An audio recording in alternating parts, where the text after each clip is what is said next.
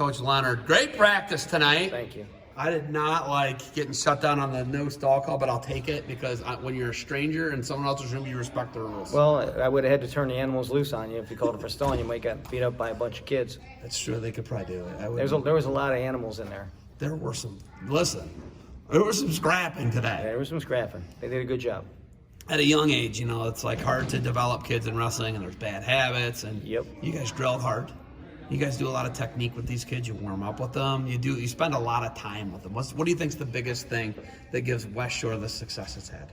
Just a continued tradition and the same thing, the same message, the same coaches, the same people, giving to them and trying to help them to get them all to the next level. They don't get a different message from each coach. Everybody's on the same page here. As far as, guy wants it this way, this is what we give the head coach. It just trickles it down to the staff, and we all work together. We all talk about technique and position and what we need to work on.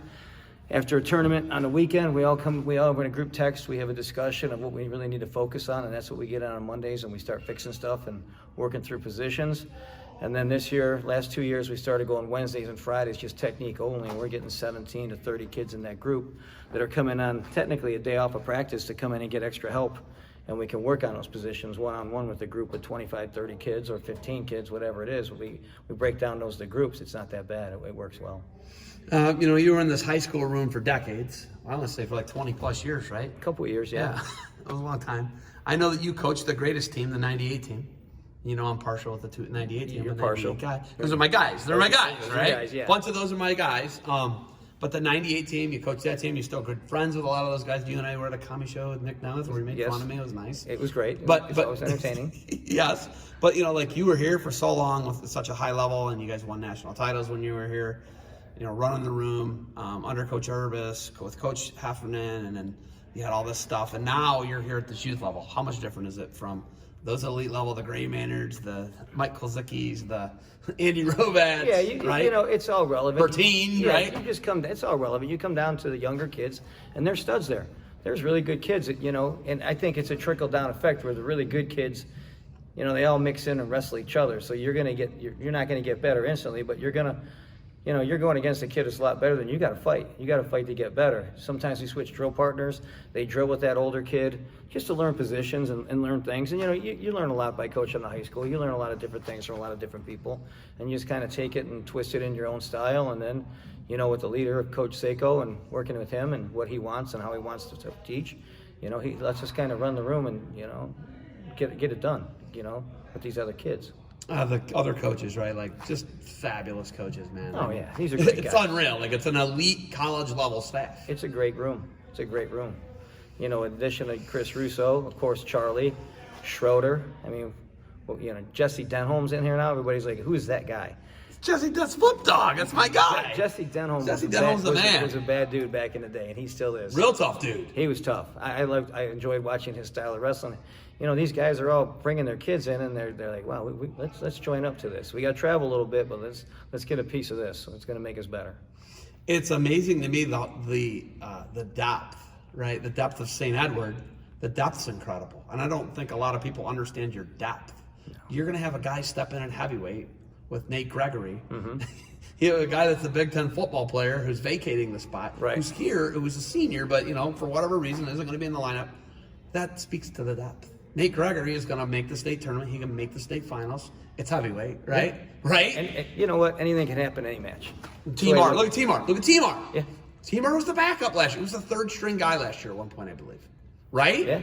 Now T-Mar's one of the best guys in the country. T-Mar's an animal. Those guys they grind, they work hard.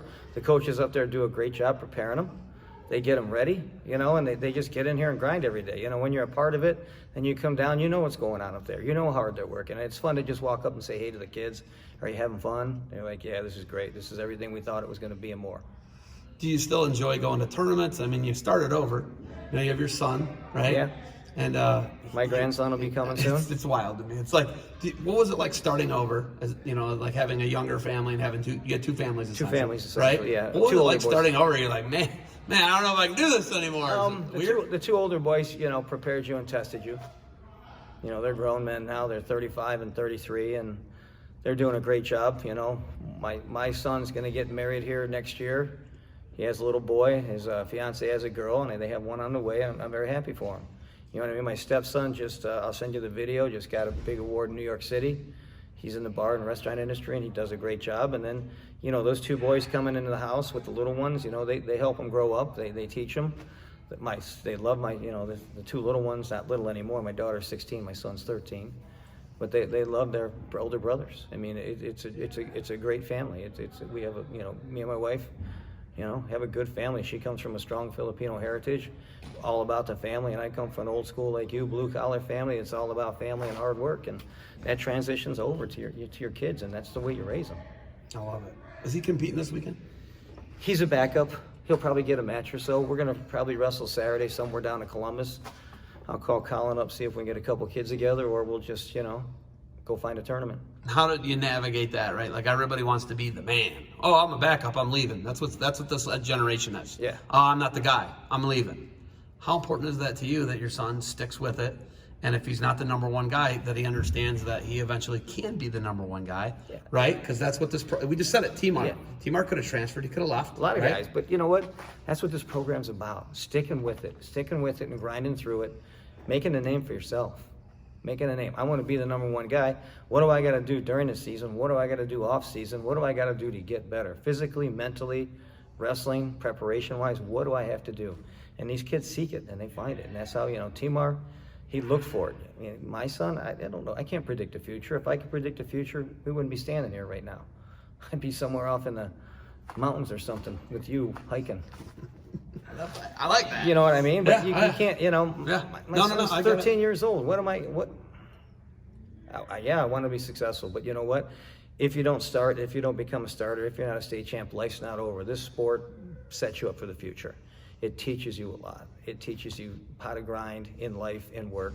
I mean, in my company alone, I have former wrestlers that wrestled for me at St. Ed's that I coached. You know, Mike Pierce, Mike McLaughlin, Larry Grapo. Now we just hired Evan Cheek full time. That's wild. So we, you know, I'm taking the mentality. You know what? I'm going to go get the best guys I can get, and I know these guys are the best they can be. And these guys in the corporate world work their tails off. They, you know, it's fun. It's great to have these guys as part of my company. You know, you trust them, you know them, you can push them. You were their coach. They're going to work. It's wild. I'm looking over your shoulder. There's a guy worth over $100 million name on that chart behind you. Yep. Logan Paul is on the chart behind you. Do you realize that? We had Dominic Avenator. How wild is that? He came and visited us, Avenator, on Tuesday. Dominic was in here on Tuesday, and, you know, the joke was about the video, and he goes, the thing was, it wasn't true. He goes, he had stalling calls against him, and the third stalling call, I got choice, I took top. Is that what happened? And then he power halved him, you know. It's a picture from the Plain Dealer, too. Yeah. Logan Paul's screaming. He's actually done, like, podcasts and talked about it. Yeah, he talks about it. Good for him, though. Yeah, You know what good I for mean? that guy, right? Good for that guy. He worked his tail off. He found a niche in life, and he got in early, and Yeah, I'm mad at that guy. yeah. No, He's I'm a not wrestling guy. either. We got him on the chart back here. He's successful. Why not? Why wouldn't you want a wrestler to be successful? I want that guy to be as successful as possible. Every wrestler I come in contact with, I want him to be successful. Oh, his name's right to the. Look, you got fifth. There he is. Right. That's funny. All right. Anything else for me? No, I really appreciate you stopping in and seeing what we're doing here at Westshore for the future of the, you know, Sandwich program. I mean, these kids work hard. They put their time in. Their parents are all in. Everybody's all in this room when you come into this club. I mean, we invite people all the time to come in, and some people like it and stay, and some people are just like, this isn't for us. It's hard. It's hard. The sport's hard. Yeah. And I always tell people, this is easy. Wait till you become an adult and get to real life. That's hard. That's really hard. That's really hard, you know. Yeah. Buying a car, getting up every day, going to work. Yep. Not having your meal ticket to swipe anymore. It's your own credit card with your own money. And the bills are due every month. The bills are due They every don't stop month. sending them. Then you buy a house and you got a mortgage. There's more bills. And then the hot water tank, you know. All of it. I tell my kids all the time, what you're doing right now, enjoy it. This is the best part of your life, because when you become an adult, life is hard, but you got to have fun. It comes too. at you fast, too. It's I can't believe I have a 13-year-old son, a 7-year-old grandson, another one on the way. And hopefully I can get their butts in here, and I don't know if I'll be walking by then, but Yeah, I don't know. I'm going to need a knee here soon. So, all right. Thank you for the time. Yep. Good luck to you moving forward. Come out and get some more firewood whenever you need it. thank you. And I appreciate you, all right? Appreciate you. Thank you.